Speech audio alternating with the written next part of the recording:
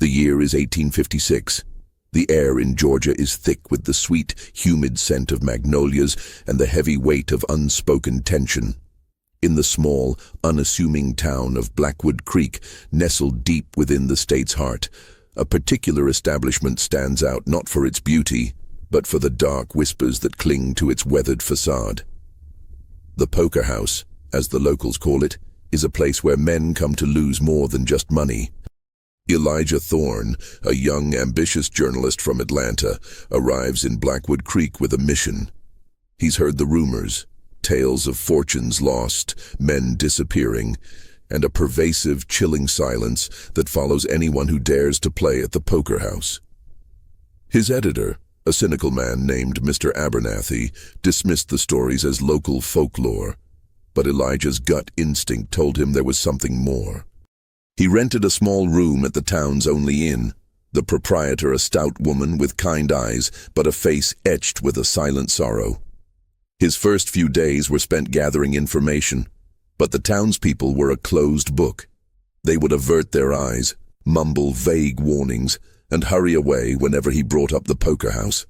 Their fear wasn't of a supernatural force, but of something far more tangible and sinister. It was a fear of a man, a powerful figure named Silas Croft, the owner of the Poker House. Silas Croft was a man of contrasts. He was impeccably dressed, his suits tailored with a precision that seemed out of place in this rural town. His smile was disarmingly charming, yet his eyes held a cold, calculating glint that promised nothing but trouble. He had a reputation for being an unparalleled poker player, his skills honed to a razor's edge. But it wasn't just his skill that made men fear him. It was the stakes he demanded. Elijah learned from a drunken, tearful farmer named Thomas that Silas's games weren't just about money. He'd make you wager parts of yourself, Thomas slurred, gripping Elijah's arm. Your farm, your honor, your family's future. The man's words were rambling, but the terror in his eyes was real.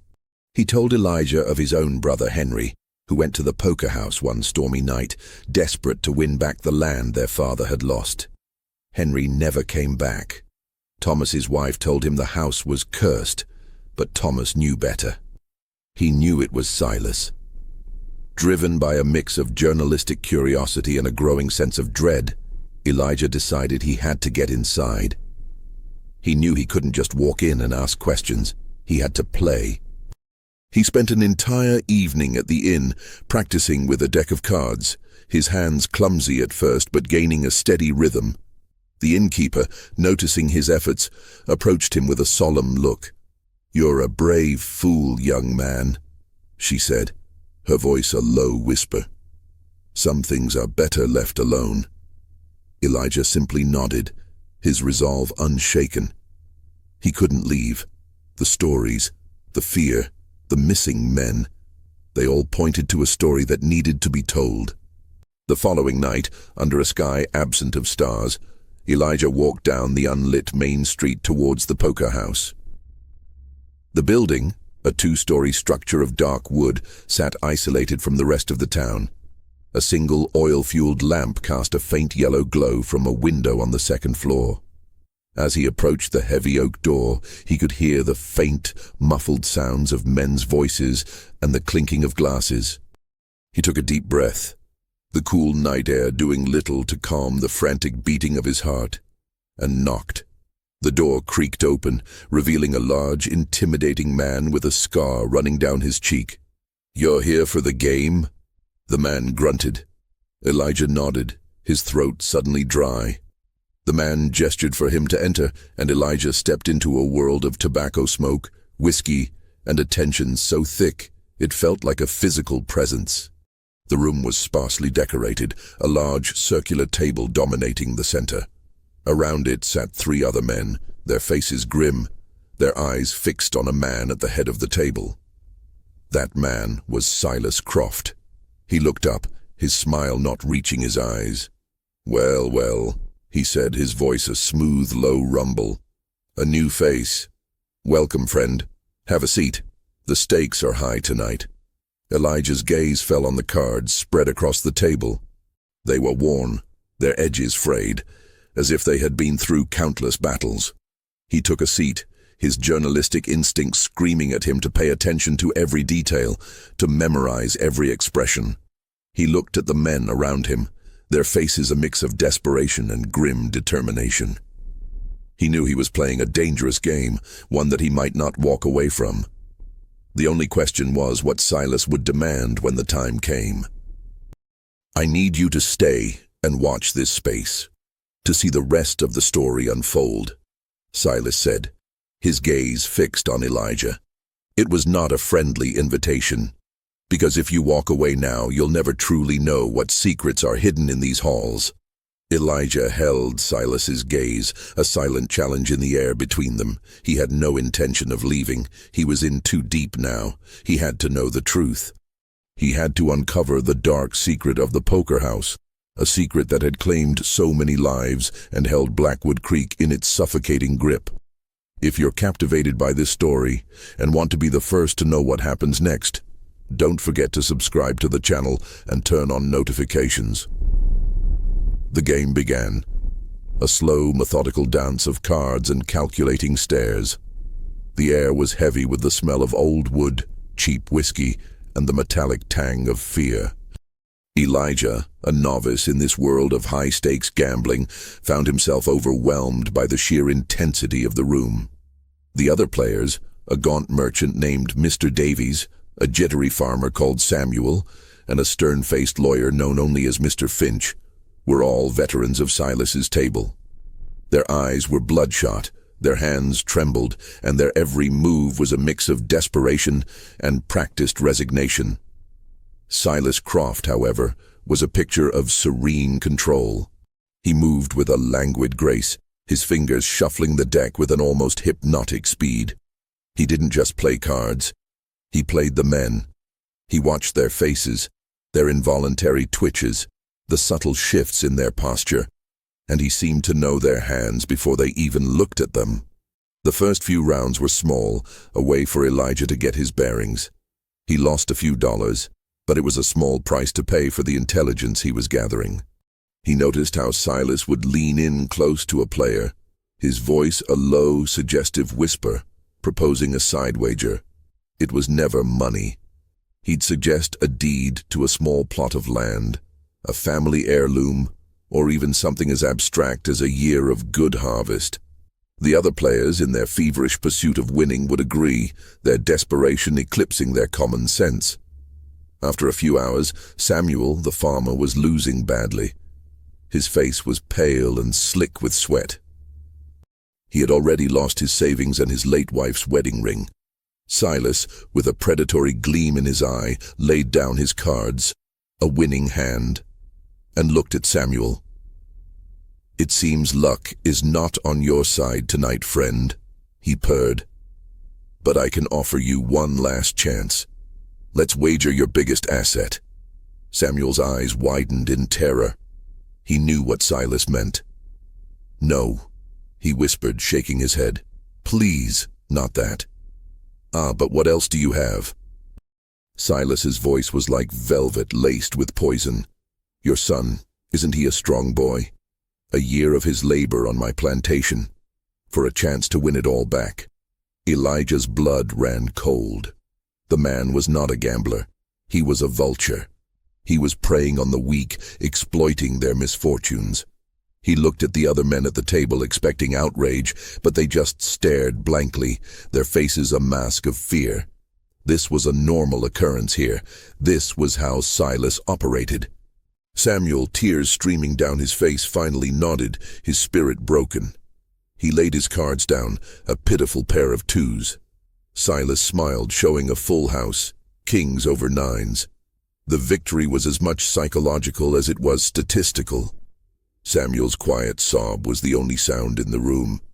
He stood up, a broken man, and walked out into the night, the weight of his son's forced servitude now a heavy chain around his heart.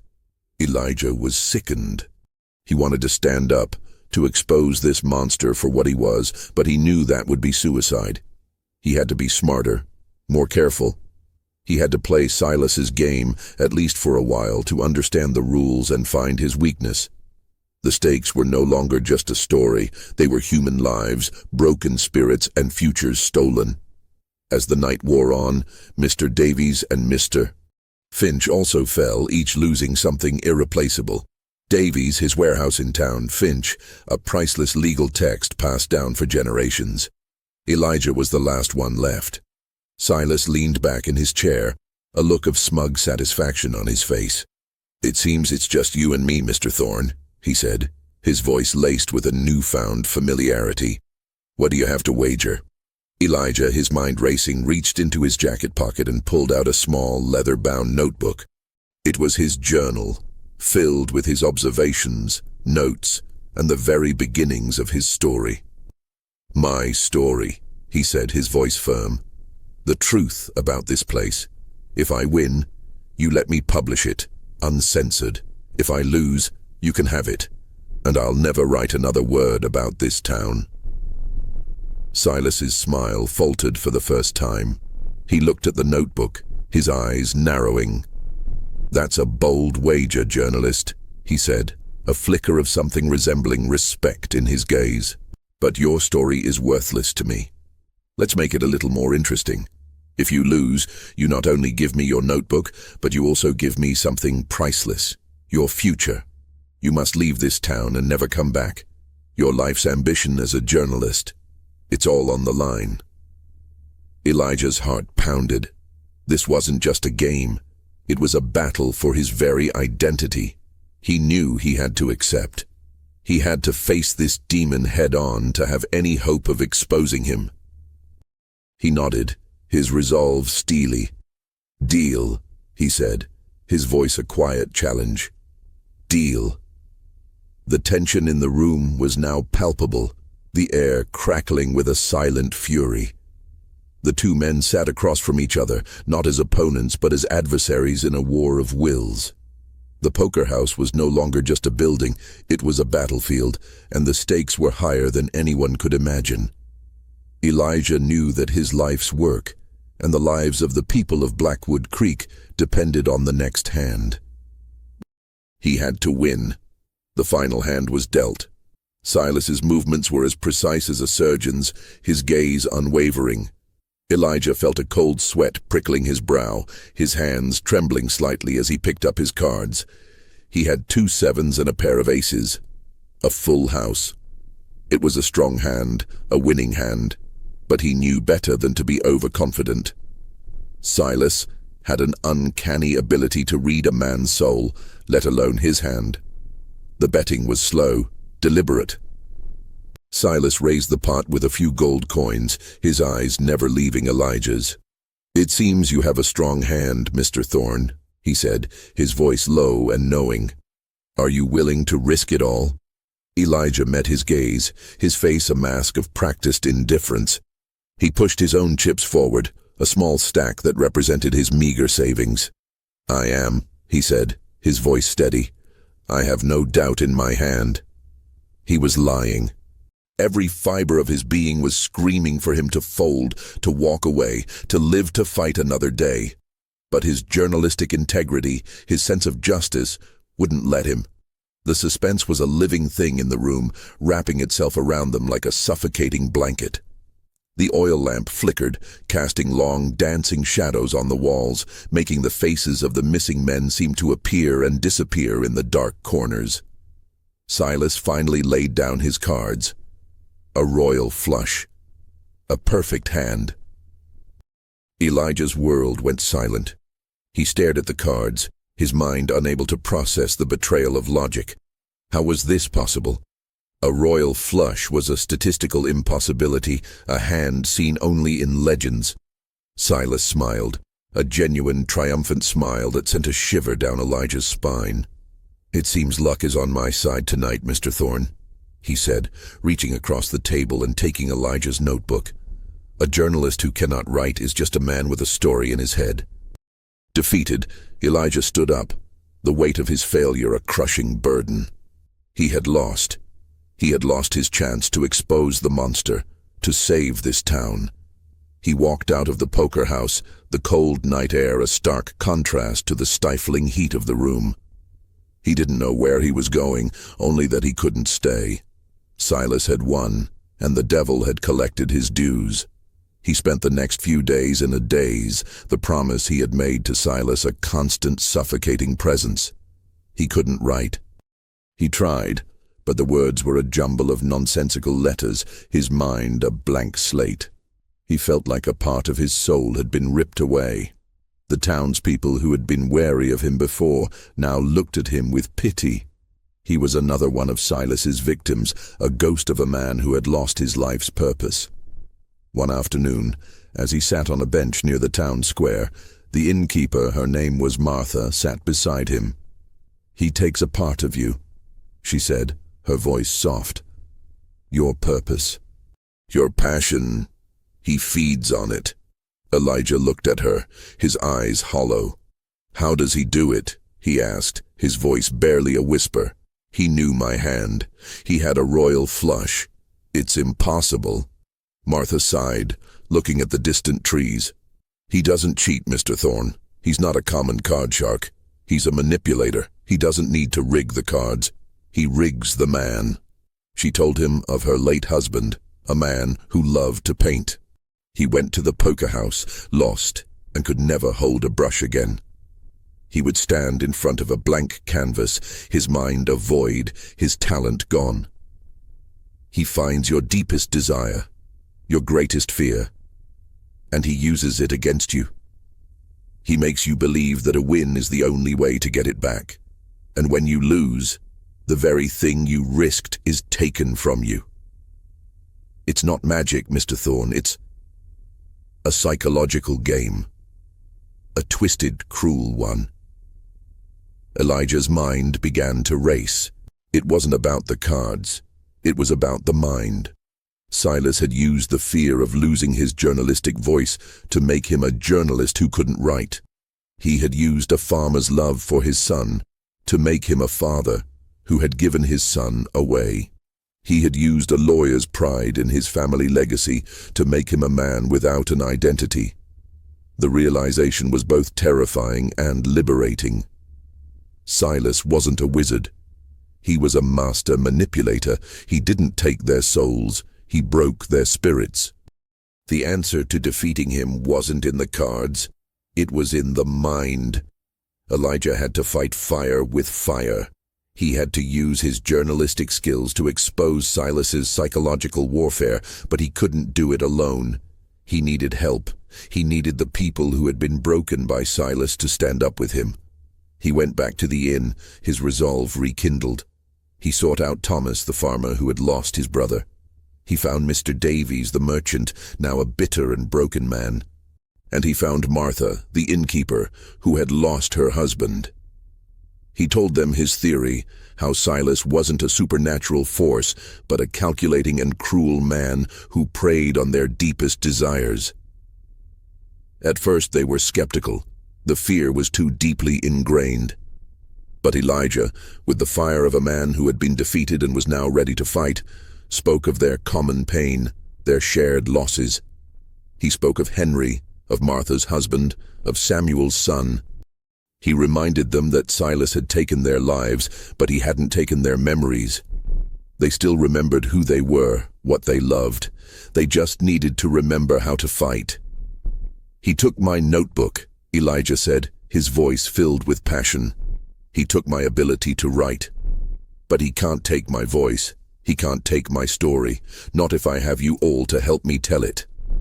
A flicker of hope ignited in their eyes. A new plan formed in Elijah's mind, a plan far more dangerous than just a game of poker. It was a plan to expose Silas Croft to the entire town, to the entire state. A plan that would force him to face the very people he had destroyed. It would be a battle of wits, a test of strength, a psychological war on a much larger scale. This time Elijah wouldn't be playing with cards. He would be playing with the truth. The plan was audacious, bordering on insane. Elijah, with the support of Thomas, Martha, and the other victims, began to organize. They couldn't just confront Silas head-on. He was too powerful, too influential. He owned the local sheriff, a stoic man named Frank, who was always seen at the poker house, his face a grim mask. They had to use subtlety to chip away at Silas's foundation of fear and control. Their first move was to spread the truth. In hushed tones, they began to share Elijah's theory with the other townspeople. They didn't speak of curses or ghosts, but of a man who exploited their human weaknesses.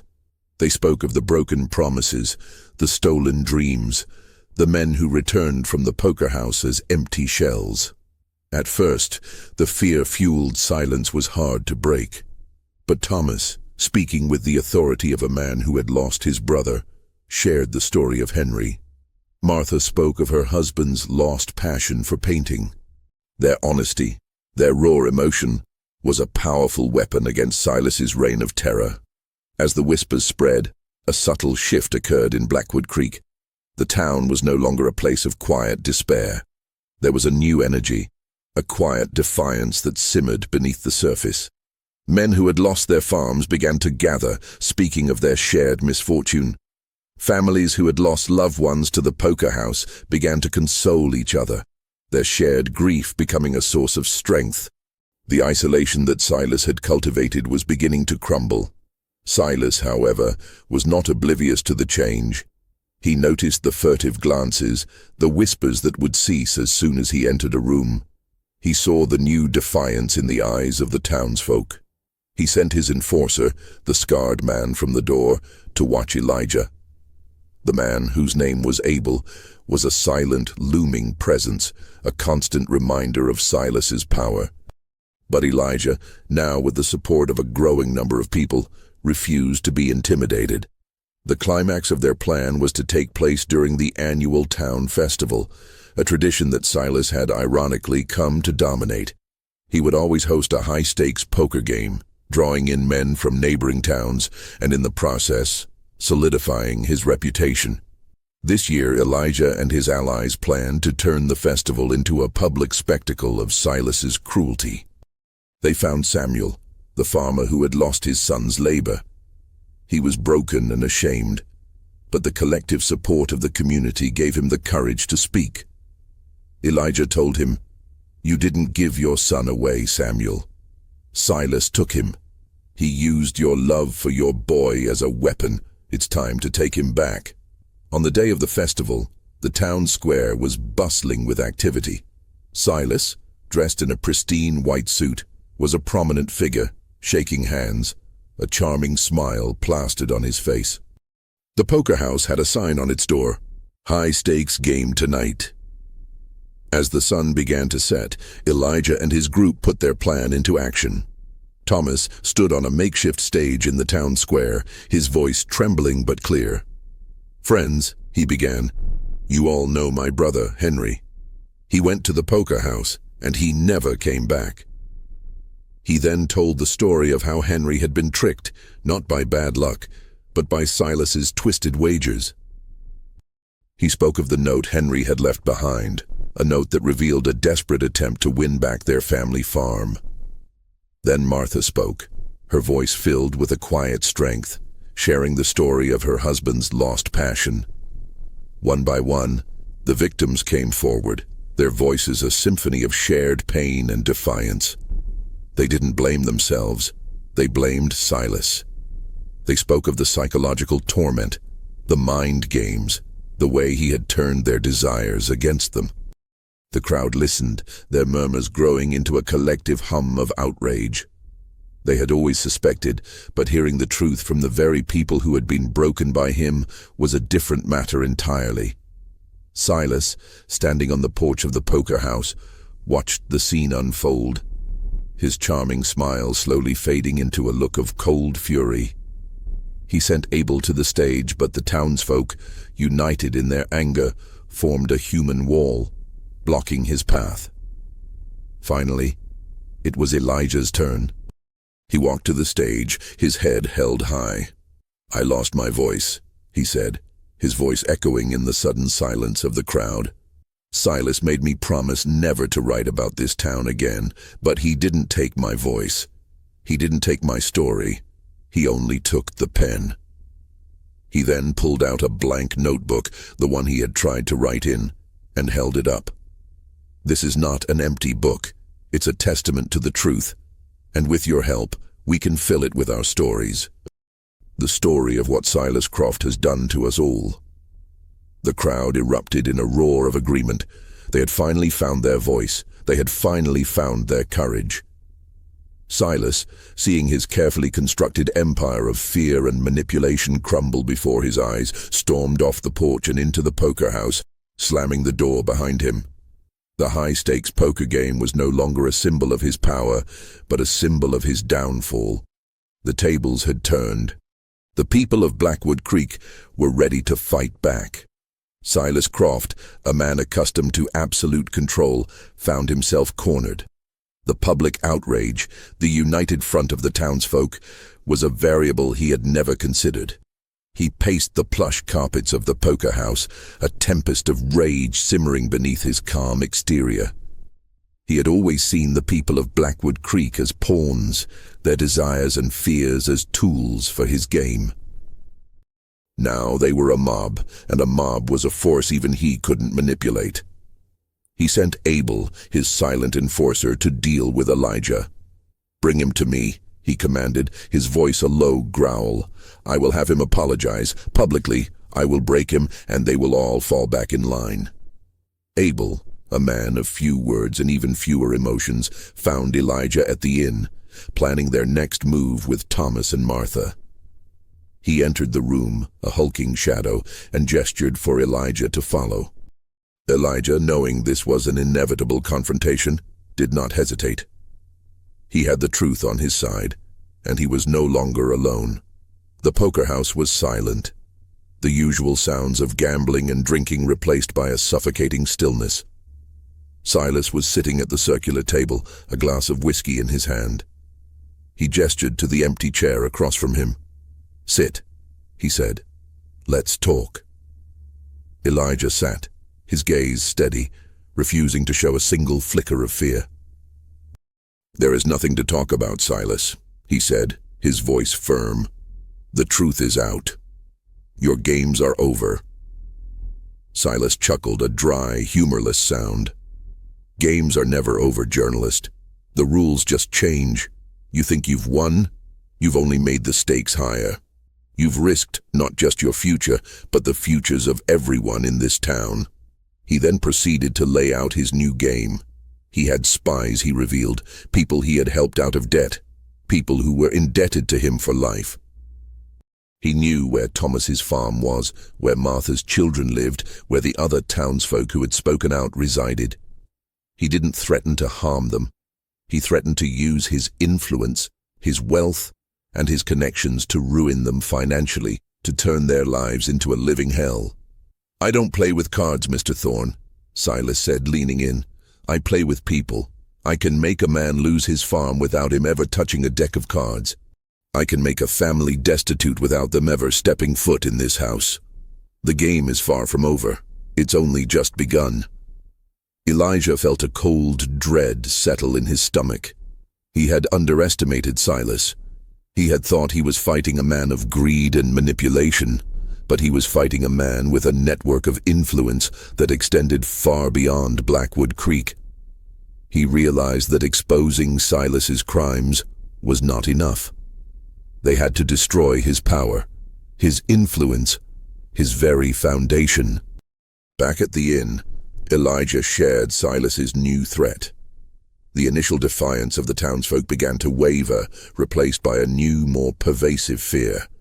They were no longer afraid of losing their pride or their passion. They were afraid of losing their livelihoods, their homes, their very existence. The psychological terror that Silas had so expertly wielded had returned, and it was more potent than ever. Elijah knew he had to act fast, before the collective courage they had built up crumbled completely. He needed a new plan, one that didn't just expose Silas, but destroyed him from the inside out. He needed to find the source of his power. He began to question Martha about Silas's past, his business dealings, anything that might give them an edge. Martha, remembering a detail from her husband's conversations, mentioned that Silas was always obsessed with his ledger, a small leather-bound book he kept locked in a safe on the second floor of the poker house. "He never lets it out of his sight," she said. "My husband said it was filled with names and promises." A new plan began to form in Elijah's mind. The ledger. It held the key. It likely contained the details of Silas's deals, his psychological wagers, the people he had blackmailed, and the favors he had collected. It was the source of his power, his ultimate weapon. If they could get that ledger, they could expose Silas's web of deceit and blackmail, not just to Blackwood Creek, but to the entire state. But getting the ledger was a monumental task. The poker house was now a fortress, with Abel standing guard at all times. They couldn't just walk in and take it. They had to use cunning, stealth, and a little bit of desperation. Elijah knew this was a suicide mission, but it was their only chance. It was time for the final gamble. He would risk everything to save the town, to save himself, and to finally put an end to the horrible story of the poker house. The plan to retrieve the ledger was a puzzle of timing and precision.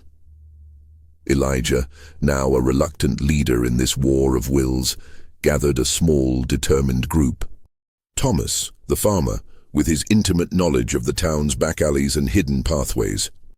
Martha, the innkeeper, with her quick mind and an understanding of the poker house's layout from her late husband's unfortunate tales. And a few other men, broken by Silas but now filled with a burning desire for retribution. They decided to execute the plan on a stormy night. The weather, with its whipping winds and torrential rain, would be their cover. The poker house, they reasoned, would be less guarded, as even the most hardened gambler would prefer to stay in during a downpour. The storm also created a sense of urgency, a natural chaos that would mask their own. Their plan was simple in theory, but incredibly complex in execution. Thomas, using his familiarity with the terrain, would create a distraction. He would sneak into the back of Silas's property and set off a small controlled fire in an old abandoned shed. The ensuing commotion, they hoped, would draw Abel and Silas out of the poker house. While the fire raged, Elijah and Martha would make their move. They would slip into the back of the building, through a window on the first floor that Martha's husband had once noted was always unlocked. Once inside, they would have to navigate the dark, labyrinthine hallways to the second-floor study where Silas kept his safe. The night arrived with a fury of thunder and lightning. The rain was a relentless drumbeat against the windows of the inn, mirroring the frantic beating of Elijah's heart. He felt a wave of fear, but it was quickly replaced by a cold, steely resolve. This was for the people of Blackwood Creek. This was for his own freedom. Thomas, a man of quiet courage, disappeared into the night, his face grim but determined. The group waited, their hands clammy, their eyes fixed on the distant poker house. A few minutes later, a flicker of orange light appeared in the distance, followed by a faint plume of smoke.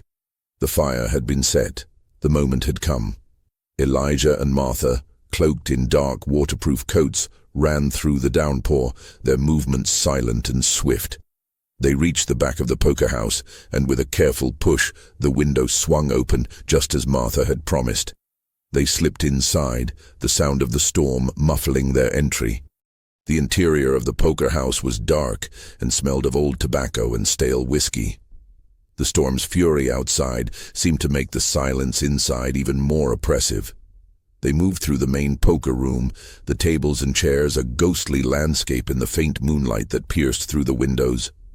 Every creak of the floorboards, every rustle of their clothes, sounded like a gunshot in the silent house. They made their way to the staircase. As they climbed, they could hear the muffled sounds of Silas and Abel. They were on the second floor, their voices a low, angry murmur, presumably discussing the fire. Elijah and Martha held their breath, pressed against the wall, listening.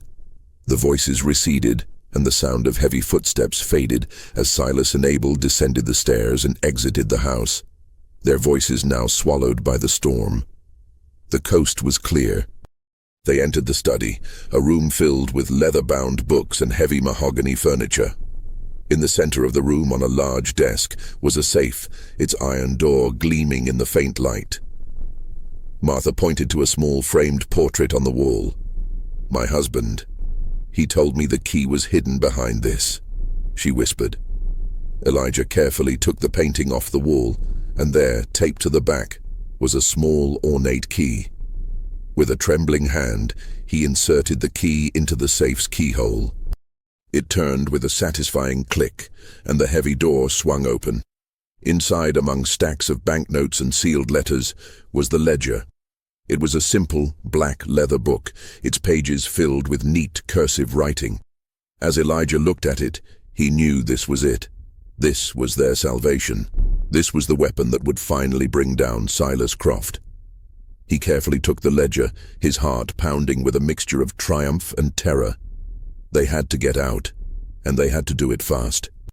The storm was now a deafening roar, and the light from the fire was a dancing, ominous presence on the walls. They crept back through the silent house, the book a heavy weight in Elijah's hand, a symbol of everything Silas had taken and everything they were about to get back. They were almost at the window when they heard a sound from the main room. The heavy oak door creaked open, and the shuffling of feet could be heard. Silas and Abel had returned. They were early. Their time was up. The sound of the front door closing was a death knell. Elijah and Martha froze, their hearts in their throats. They had been so close, and now they were trapped. They could hear Silas's heavy footsteps on the main floor, his voice a low, angry drone. "The fire was a distraction," he growled. "Find them." They knew they couldn't get out through the window. Abel, with his animalistic tracking skills, would be waiting for them. Their only option was to hide. They scrambled back into the study, the heavy mahogany desk their only shield. They crouched behind it, the ledger clutched tightly in Elijah's hand.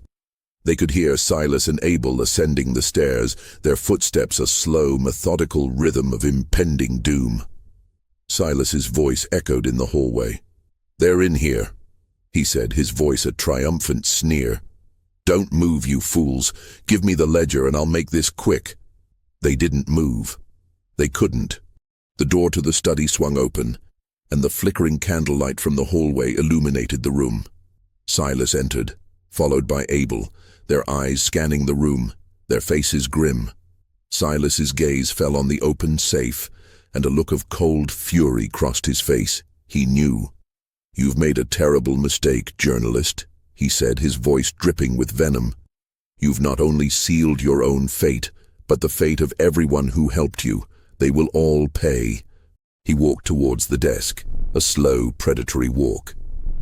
Elijah gripped a heavy brass candlestick, his only weapon. He knew this was a fight to the death, and he was ready to face it. But as Silas rounded the desk, he didn't see Elijah. He saw a shadowy figure darting behind the curtains. It was Martha. She had made a silent, desperate dash to another hiding spot, drawing Silas's attention away from Elijah. Silas, seeing her, lunged forward, his face a mask of rage. This was the moment. This was Elijah's only chance. As Silas's back was turned, Elijah, with a burst of adrenaline, leapt from behind the desk. He didn't attack Silas. He ran for the door. Abel, seeing the escape attempt, moved to block his path. Elijah, with a surprising amount of speed, dodged the hulking man and sprinted down the hallway. He could hear Silas's roar of fury behind him, the sound of a beast unleashed. He didn't look back. He ran down the stairs, his feet a thunderous echo in the silent house. He burst out of the front door and into the pouring rain. He didn't stop to catch his breath. He ran, the ledger clutched to his chest, its weight a promise of a new future. He reached the town square, the rain a cold, cleansing torrent. He saw the small group of men and women waiting for him, their faces a mix of fear and hope. He held up the ledger and a collective cheer erupted. They had done it. They had gotten the evidence, but their victory was short-lived. A few minutes later, the dark figure of Abel emerged from the poker house, followed by Silas, his face contorted in a mask of pure, unadulterated rage. He pointed a finger at Elijah. "Stop him!" he bellowed. The townsfolk, seeing the look of murder in Silas's eyes, stepped back. They had done their part. They had provided the distraction. Now it was up to Elijah. He had to run. He took off, the cold rain stinging his eyes, his feet pounding on the muddy ground. Abel was right behind him, a relentless, powerful force. Elijah was fast, but Abel was stronger, and his endurance seemed endless. Elijah knew he couldn't outrun him forever. He had to lead him to a place where he could use his wits, not his speed. He ran towards the river, a dark, churning beast swollen by the storm. He saw the old, rickety bridge, its wooden planks groaning under the weight of the water. He knew it was a risk, but it was his only option. He sprinted across, the wooden planks slippery beneath his feet, the roar of the water a terrifying presence below. He reached the other side, his lungs burning, and turned to face his pursuer. Abel was right behind him, a dark shadow against the night sky. He stepped onto the bridge, his weight causing the old wood to creak and groan. Elijah knew this was his chance. He had to be quick. He reached into his pocket and pulled out a small, sharp knife. He had taken it from the inn's kitchen. It was his last resort. He wouldn't fight Abel head-on. He would fight him with his mind. As Abel neared the center of the bridge, Elijah, with a final burst of energy, brought the knife down on a rope that held a loose plank in place. The rope snapped, and with a terrible cracking sound, the plank gave way. Abel, surprised by the sudden movement, lost his footing. He reached for the railing, but it was too late. He fell into the churning water below, his body swallowed by the raging current. Elijah stood there, his body trembling, the knife clutched in his hand. He had done it. He had defeated the monster's enforcer. He looked back towards the poker house, a dark, foreboding shadow in the distance.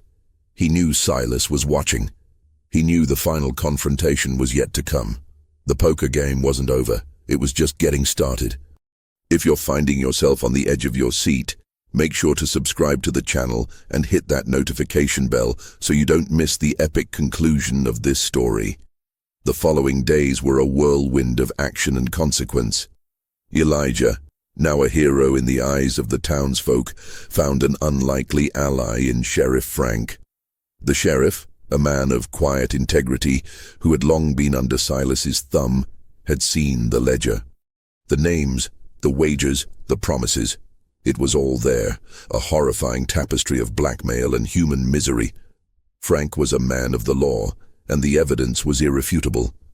With the ledger in hand, Elijah and Sheriff Frank traveled to the state capital, a long and arduous journey, but a necessary one. They presented the evidence to the state attorney general, a man who, like Sheriff Frank, had long heard rumors of a man in Blackwood Creek who wielded power far beyond his means.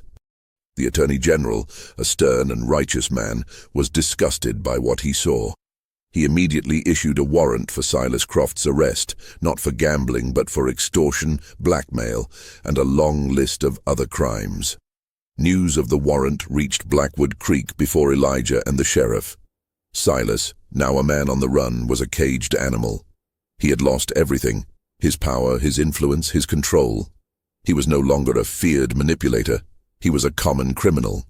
The poker house, once a symbol of his power, was now a prison. The town, once paralyzed by fear, was now filled with a sense of cathartic relief. The victims, now free from the psychological torment, began to heal. Thomas and the other farmers started to rebuild their lives, their shared struggle now a source of solidarity. Martha's husband, the painter, found himself able to hold a brush again, his passion for art slowly returning. The curse wasn't broken. The fear was. Elijah, however, knew the story wasn't over. Silas was still out there, and he was a dangerous man. A cornered rat will always fight back. Elijah knew that Silas wouldn't just surrender. He would seek revenge. He would come for the man who had dared to expose him. the man who had dared to take his power. He returned to Blackwood Creek, his mind filled with a sense of unease. The town was celebrating, but Elijah felt no joy. He knew Silas was watching, waiting for his moment. He felt a constant prickling sensation on the back of his neck, a phantom presence that followed him everywhere. He was right. One evening, as the sun set in a blaze of orange and purple, Elijah was walking back to the inn. The town was quiet, the celebrations now a distant memory. He felt a hand on his shoulder and turned. It was Silas. He was no longer dressed in his tailored suits. He was in a simple, worn coat, his face gaunt, his eyes hollow, and filled with a terrifying, unhinged rage. "You took everything from me," he whispered, his voice a low, venomous hiss. "My house, my reputation, my power. You think you've won, journalist? You haven't. You've just made me a man with nothing to lose." Elijah, his heart pounding in his chest, stood his ground. He wasn't afraid. He had faced his demons. He had faced Abel. He was a different man now.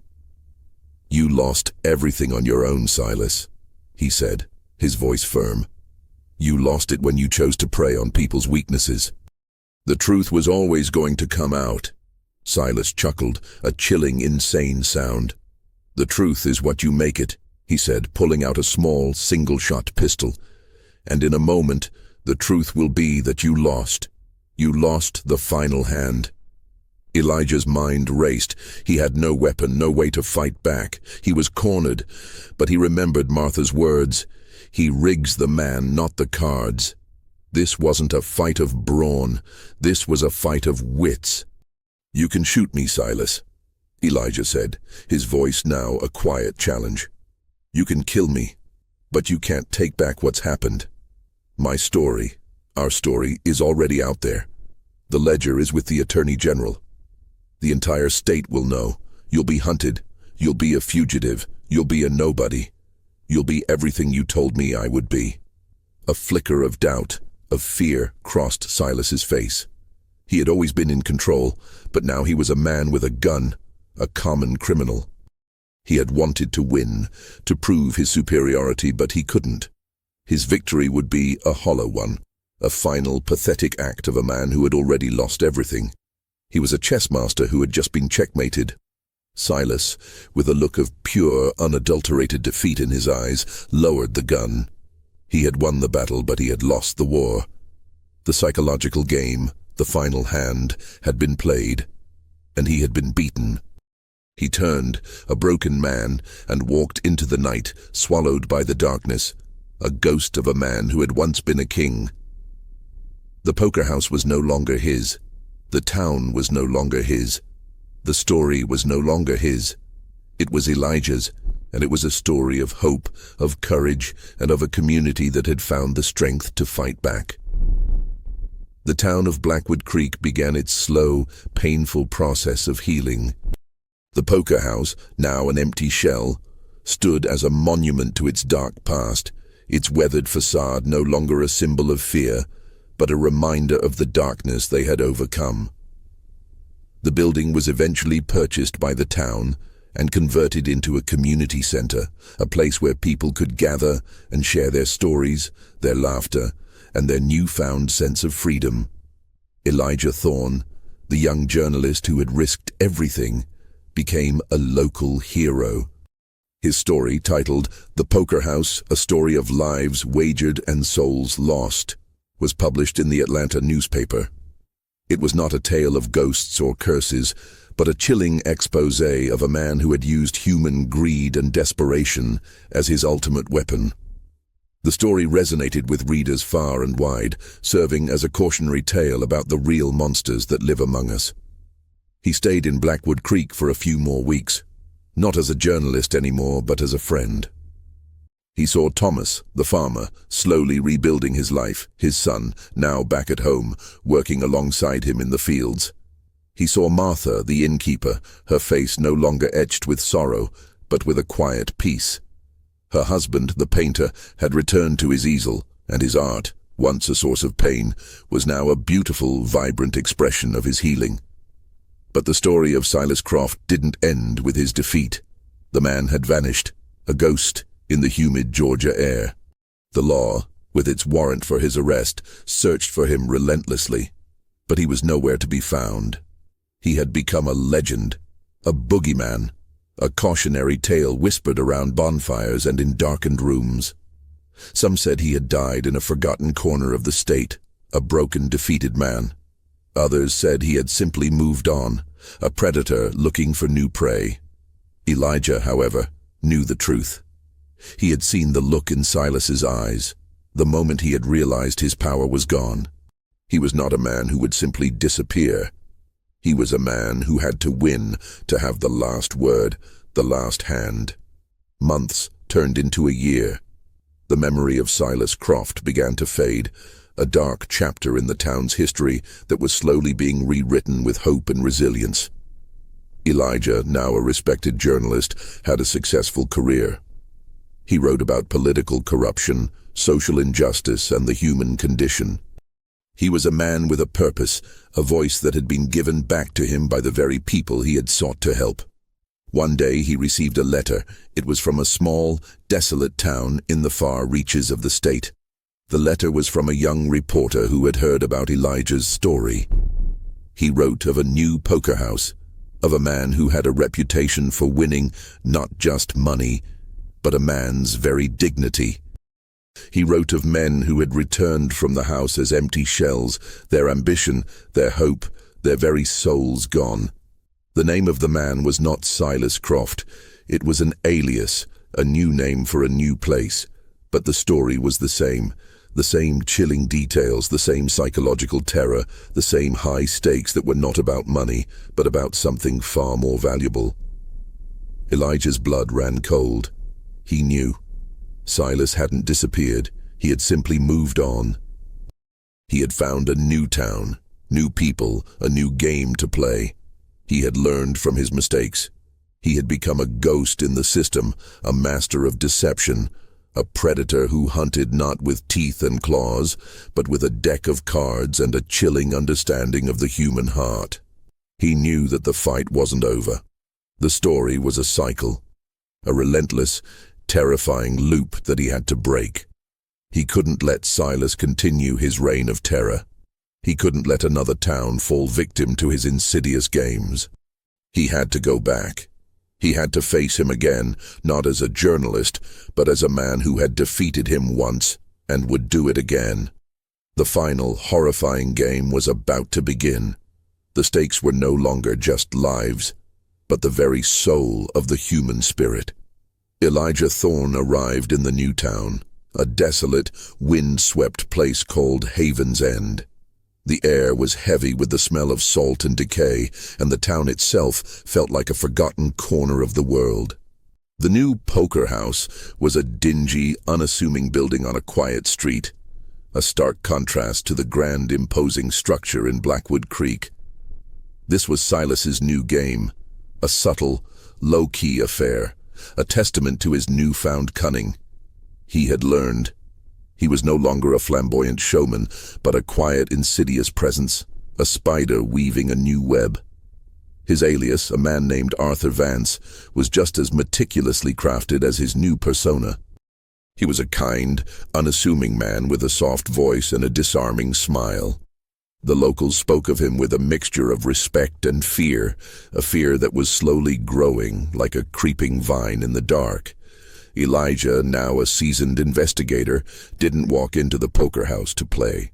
He came to observe, to learn, to find the new rules of the game. He saw the same patterns, the same psychological manipulation. He saw a young fisherman lose his boat, the one that had been in his family for generations.